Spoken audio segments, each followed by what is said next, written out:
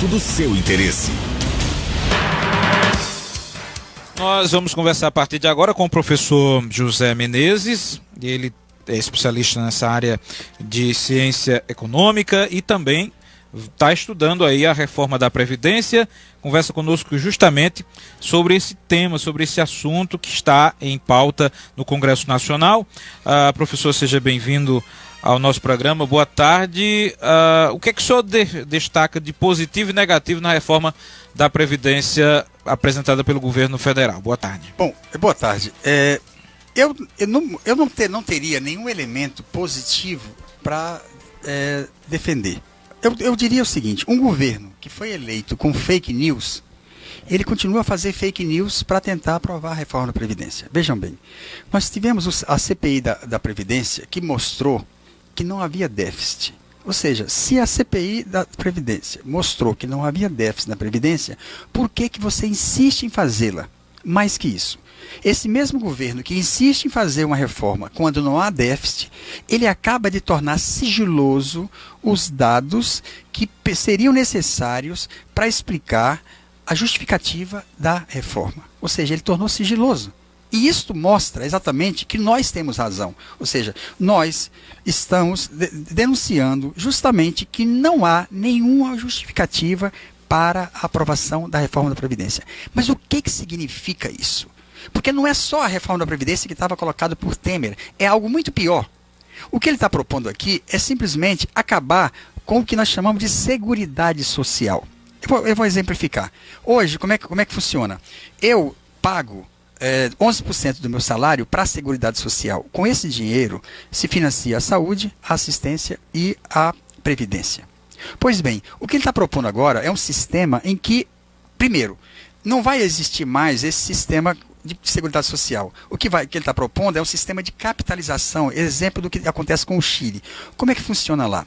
Lá, você acaba com esse sistema de repartição simples, que é o que existe ainda, e você pega a sua contribuição e coloca numa poupança, e essa poupança é administrada por um banco. Lá o patrão não contribui mais. Então só isso já é muito grave. Mas eu vou pegar o meu exemplo familiar. Eu tenho na minha família 7 pessoas que recebem o BPC. E eu tenho também vários parentes que necessitam do SUS, que eles recebem insulina, e eu mesmo necessito do SUS, mesmo tendo um plano de saúde. Significa que, se for aprovado isso, não vai ter mais financiamento para o SUS, não vai ter mais financiamento para a SAMU, não vai ter financiamento para nenhuma outra função da chamada Seguridade Social. Então isso é muito grave, porque a minha família precisa do SUS. Eu estava indo trabalhar na UFAL em Santana, no Ipanema, no interior, e eu passei mal no caminho. Quem me atendeu foi o SUS. Então, para mim, a coisa mais grave é justamente isso. Mas não é só isso. Eu acho que... Mas a verba do SUS não é um valor que já está contido na Constituição, que é que o governo tem que investir valor X na saúde? Esse recurso vai para o SUS? Bom, o que ele está propondo, na verdade, não é só isso. O que ele já fez foi a Emenda Constitucional 95. Essa Emenda Constitucional 95 congelou os gastos primários por 20 anos. Ou seja, esse congelamento já está ameaçando o funcionamento da Seguridade Social. Não só da Seguridade Social. Então, o que nós temos aqui? Não é apenas a reforma da Previdência. É a Emenda Constitucional 95, é a reforma trabalhista, é a reforma tributária. Ou seja, o que nós temos, na verdade, é um processo invisível de destruição dos direitos mais elementares. Você disse que não há rombo na Previdência. E os grandes devedores do Brasil, que deve bilhões de reais à Previdência, não causa um rombo na Previdência, não? Vamos lá. Eu acabei de participar de uma banca de mestrado em que estava discutindo justamente isso. Então, a primeira coisa que nós temos, a sonegação é muito grande. Segundo, a desoneração. E o terceiro, isso que você acabou de falar, são mais ou menos 450 bilhões de reais das grandes empresas e grandes bancos que não pagam a Previdência. Mas o que significa isso? Significa que o trabalhador pagou a sua parte para essa empresa pegou o dinheiro do trabalhador e não repassou para a Previdência. Então, antes de qualquer coisa, nós temos que fazer exatamente o quê? Colocar para cobrar toda a dívida que existe. Que não foi cobrado nos últimos 50 anos.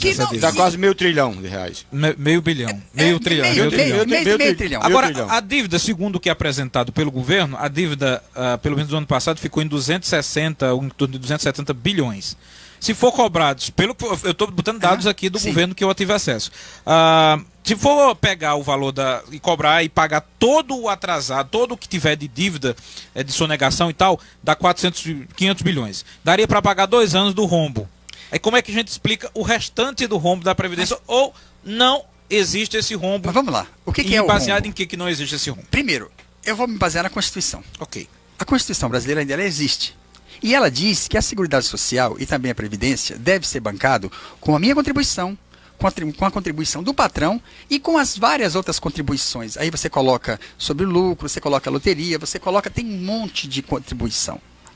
O que o governo está fazendo? Ele criou uma metodologia em que ele não respeita o que está na Constituição, ele já está antecipando o objetivo dele. O que ele faz? Ele simplesmente pega receita e despesa, o que eu pago e o que os trabalhadores pagam e o que eles recebem de benefício, só que eles esquecem o que eu já paguei anteriormente.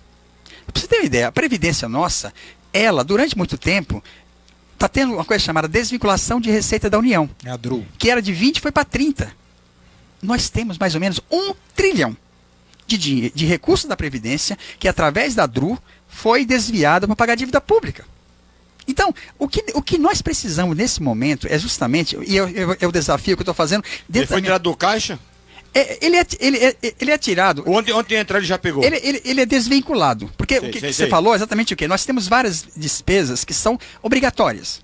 O que o governo está querendo fazer, o que ele fez? Ele não mudou a Constituição, ele só criou uma forma de desvincular primeiro 20% e depois 30%.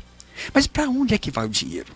Esse dinheiro... Existe, deixa eu fazer aqui é bom fazer uma justiça, que a DRU existe desde o governo Fernando Henrique. Não, foi criado por Fernando Henrique. Era Fundo Social de Emergência. Aí tirou esse recurso. Foi mudando o nome pra cá, né?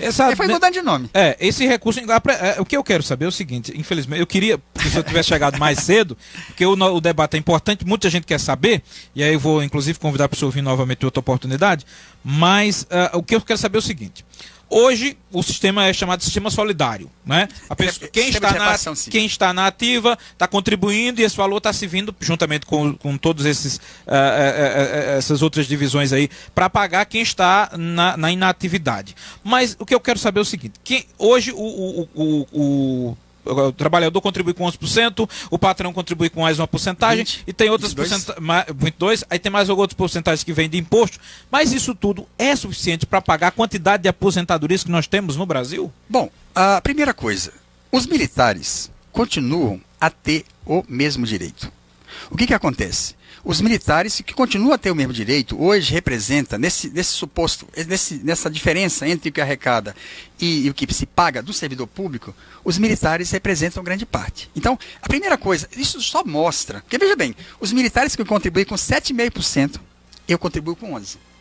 Os militares continuam a ter o direito, mas o que significa? O que significa é que o problema principal nosso está no desemprego, na informalidade. A reforma trabalhista, ela tornou gigante o volume de trabalhadores informais. Então, a queda da atividade econômica, a reforma trabalhista, ela tem acarretado uma diminuição progressiva da receita. Das contribuições. Exato. Certo. Então, você pegar... Agora, quem que está produzindo isso? É o próprio governo, que eleva a taxa de juros, que prioriza o pagamento da dívida, que não investe num pequeno produtor, que faz renúncia fiscal para todos os grandes. Então, o nosso grande problema é também derivado da própria política econômica que o governo está fazendo. O governo que está aí, ele está acabando com o emprego em todo canto. Professor, para finalizar, porque o tempo é curto, só uma só. O senhor acha que deve haver ou não, nós até debatemos sobre isso ontem, deve haver ou não a reforma da Previdência? Algum tipo de reforma? Eu acho que a reforma que tem que ser feita é a reforma que retira daqueles, por exemplo, os militares. Os militares que vão continuar a ter o mesmo direito, eles vão continuar. Então, a reforma que está vindo aí não é para melhorar a vida do pobre. A reforma que está vindo aí é para reduzir o BPC. A reforma que está vindo aí é para retirar o SUS. A reforma que está vindo aí é para desmontar a Seguridade Social, é para acabar com o pobre. Ela não faz em nada contra os que recebem, os políticos, tudo isso aí continua igual. Então, eu diria, se tem que fazer uma reforma, é uma reforma que fosse aperfeiçoar a distribuição de renda para os mais pobres. Esta aqui não, essa aqui ela só agrada os banqueiros. Por isso que toda vez que a reforma da Previdência avança, as ações se valorizam. Por quê? A maior parte das empresas que estão na Bolsa são bancos. Ou seja, os bancos que já ganham muito dinheiro, que esse ano já está batendo novamente o recorde, os bancos agora vão oferecer... O banco é a única instituição que ganha dinheiro numa crise, Exatamente. Né? É quando eles ganham mais dinheiro, né? Ele vai vender mais previdência privada, ele vai vender mais saúde privada. Os bancos são aqueles que estão mais beneficiados e que estão apostando na reforma da Previdência, porque são eles que vão ganhar mais. Agora, para finalizar, a reforma da Previdência vai levar ao colapso a maioria das cidades. Porque eu tenho dados do IPEA que mostram que hoje o dinheiro que vem da Previdência e da assistência é que mantém a maior parte dos municípios. Isso é muito grave. E isso aí é uma deficiência do próprio Estado, do próprio governo geral, que não conseguiu desenvolver essas pequenas cidades. Que já era para ser independentes disso aí. A cidade era para ter desenvolvimento. Mas eu tiro pelo estado da Paraíba. O senhor mora em Alagoas, mas aqui na Alagoas que eu moro, aqui na Paraíba, acho que é a mesma realidade. Mesma coisa. Só tem desenvolvimento em Campina Grande e João Pessoa. Sim, e região metropolitana. A política de desenvolvimento, se for pro interior, não tem nada. A política de desenvolvimento é para o litoral. É. Ou no máximo, os arredores. Os arredores. Então, você não tem uma política de desenvolvimento para os municípios, e o que é que os municípios vejam? E outra coisa. O pessoal só sobrevive de Bolsa Família, aposentadoria rural. Mas é o que movimenta as feiras, é o que movimenta a economia. É o que movimenta os prefeitos hoje. Que votarem, os que apoiarem essa reforma, pensando no agora, que aparentemente estaria resolvido, eles vão estar criando um problema muito sério. Porque hoje, o que permite muita gente ainda estar no campo é a aposentadoria rural. Hoje, a aposentadoria rural é o que movimenta as feiras. Eu dou aula, eu dou aula no interior. Eu sei como é que eu dou aula no sertão. No dia que sai o dinheiro da aposentadoria, é o dia que o comércio funciona. Sim. Ou seja, comércio no sertão e no interior, você sabe como muito bem, não sabe também, como funciona entre o dia 25 do mês até o dia 10 do mês seguinte. Então, eu queria fechar exatamente alertando a população que ela deve procurar denunciar todos aqueles deputados que estão aceitando os 40 milhões, porque aí é outro problema. Isso aqui é mensalão. Esses 40 milhões que foram... É bi. 40 bilhões. Milhões. Não, é para o deputado. E nós temos que denunciar isso. Porque esses 40 milhões, depois que ele foi liberado, é que aprovou a primeira etapa. Então, não pode, em hipótese alguma, você partir de notícias falsas, de dados falsos e de usar esses mecanismos estranhos para conseguir o voto. Por quê? Porque esse deputado ele vai ter que lembrar que o voto dele está lá no interior também. A população tem que saber que quem votar na reforma da Previdência não pode ter o voto de ninguém, porque é o BPC que vai acabar, é o SUS que vai acabar. 90% dos paraibanos, a exemplo dos alagoanos, só depende do SUS. Entendi. Então é muito grave. É muito importante que a gente faça esse debate e nós temos que levar isso, porque uma vez acabando com o SUS, o pobre está cada vez desempregado, sem nenhuma assistência e ainda acabando com o SUS. Ele vai morrer na porta do hospital.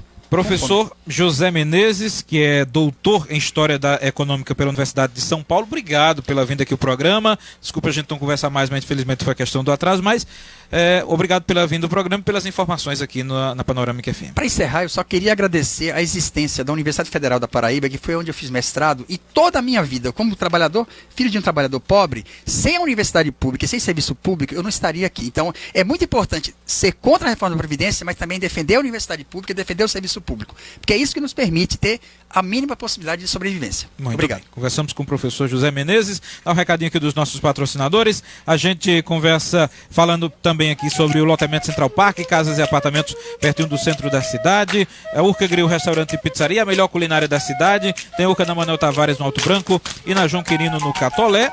E tem churrasco, bom galinha demais. ao molho, carne de sol, na nata e muito mais. E a União Madeiras tem tudo em madeiras para sua obra, para sua construção. O telefone é o 3088-0040. Hernandes Gouveia, sua dica. Amigo, você está querendo comprar um carro seminovo? Vá na VDK. Tem 40 veículos esperando por você, de várias marcas, de várias cores, de vários modelos. Vai lá.